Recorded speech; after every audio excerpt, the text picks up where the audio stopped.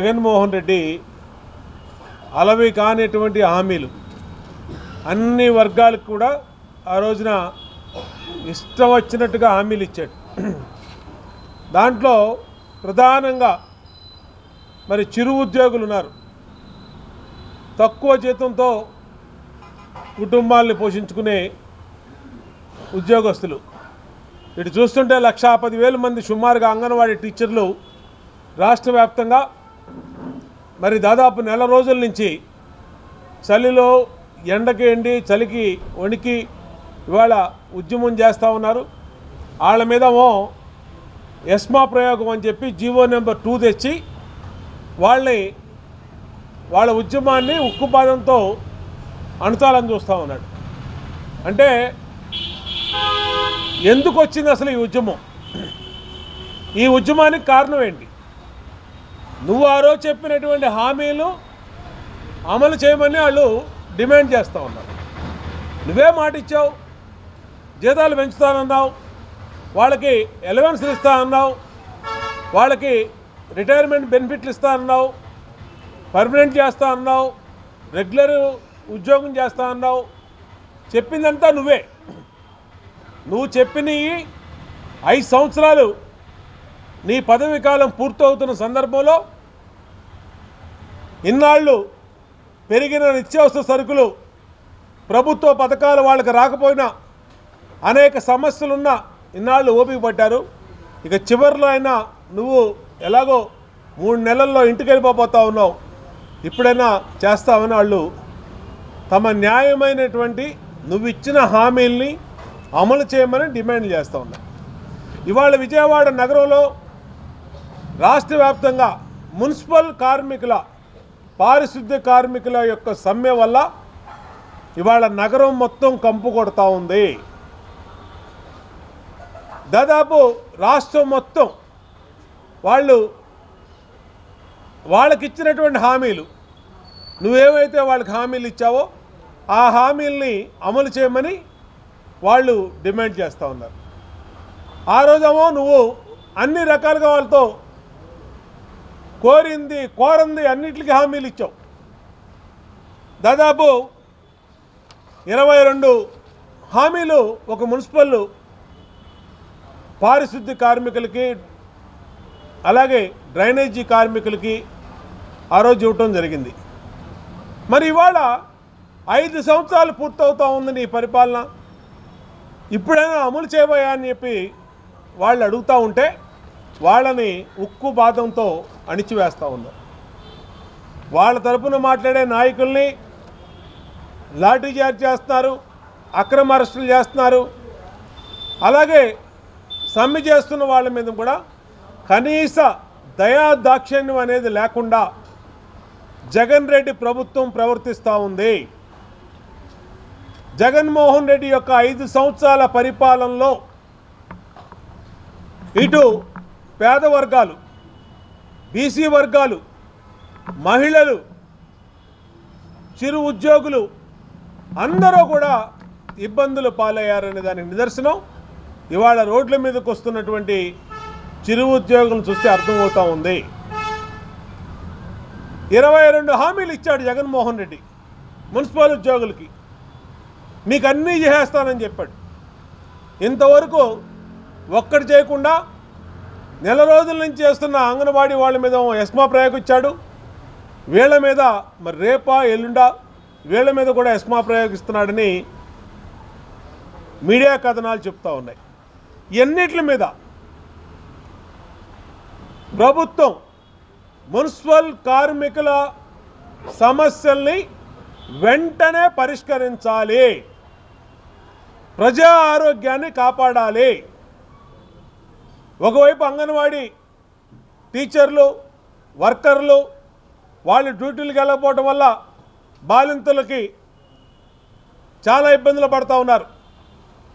అంగన్వాడీ స్కూల్కి వెళ్ళే పిల్లలు, పేద వర్గాల పిల్లలు, వాళ్ళు స్కూల్కి వెళ్తే వాళ్ళ తల్లులు ఏ వ్యాపారానికో పనికో బయటకు వెళ్తారు.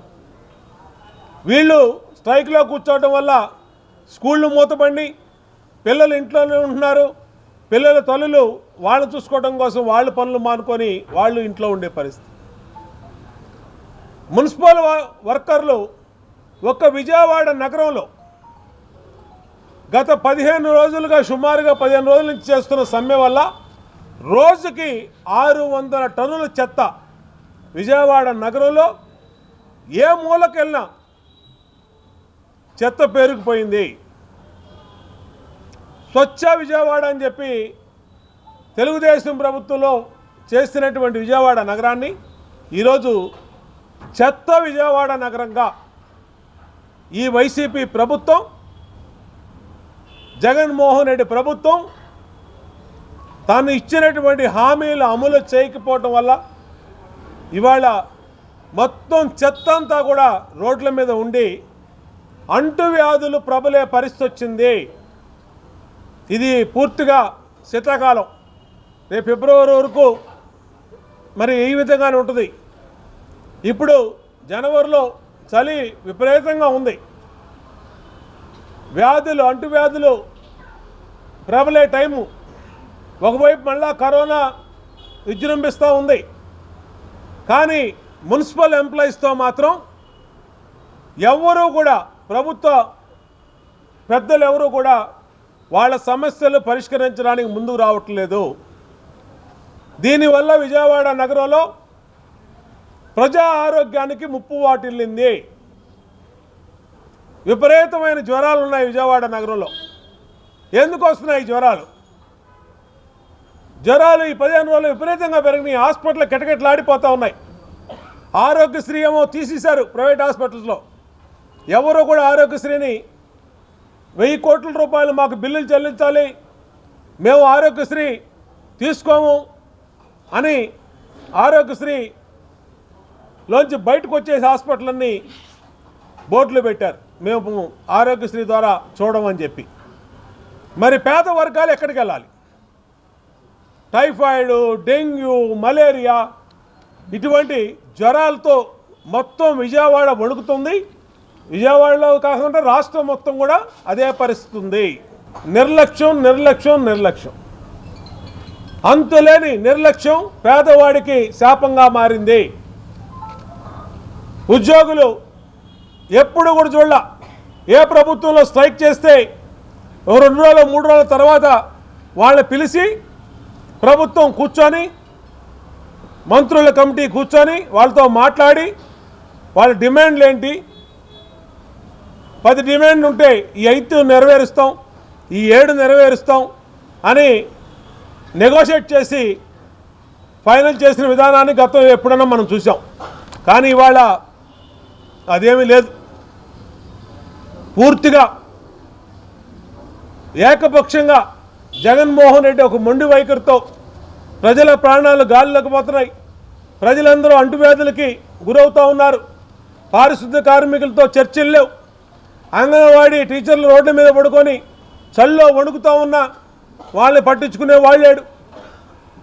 తెలుగుదేశం పార్టీ అంగన్వాడీ సమ్మెకి, అలాగే మున్సిపల్ ఉద్యోగుల సమ్మెకి పూర్తిగా మద్దతు ప్రకటించాం.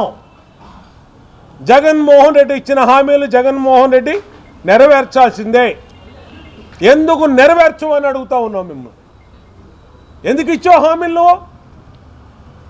నీ అవసరం కోసం ఏరు దాటినాక తెప్ప తగలేసినట్టుగా ఆ రోజు నువ్వు ముఖ్యమంత్రి అవడం కోసం అలవే కాని హామీలన్నీ ఇచ్చావు. జీతాలు పెంచుతానన్నావు, రెగ్యులరైజ్ చేస్తానన్నావు, రిటైర్మెంట్ బెనిఫిట్లు ఇస్తానన్నావు, ఇంకా వాళ్ళకి పెన్షన్లు ఇస్తానన్నావు. దారుణం ఏంటంటే ఇచ్చే 15,000 10,000 జీతానికి ప్రభుత్వ పథకాలు వాళ్ళకి ఎవరికి వర్తించవు అని పెట్టాడు. ప్రభుత్వ పథకాలు నువ్వు ఇచ్చే 10,000తో ఒక భార్య, భర్త, 2 పిల్లలు ఇంటద్దులు కట్టుకుంటూ, నువ్వు పెంచిన కరెంటు బిల్లులు కట్టుకుంటూ ఏ విధంగా బతుకుతారు? నువ్వు పెంచిన నిత్యావసర సరుకులు, ఉప్పులు, పప్పులు, పాలు, పెరుగు, నూనెలు, గ్యాస్ బండ్లు, బియ్యం సమస్తం పెరిగిపోయినాయి. నీ పరిపాలనలో ఏ విధంగా బతుకుతారు? మళ్ళీ వాళ్ళకేదో ₹1,00,000 శాలరీ వచ్చినట్టు ప్రభుత్వ పథకాలు వాళ్ళకి వర్తించవు. ఇదేం అన్యాయం? 10,000 రూపాయలకి వాళ్ళ ఒక కుటుంబం బతికే పరిస్థితి ఉందా? గతంలో తెలుగుదేశం హయాంలో 3,000 రూపాయలు తీసుకెళ్తే నెలకు వారి సరుకులు మొత్తం వచ్చాయి.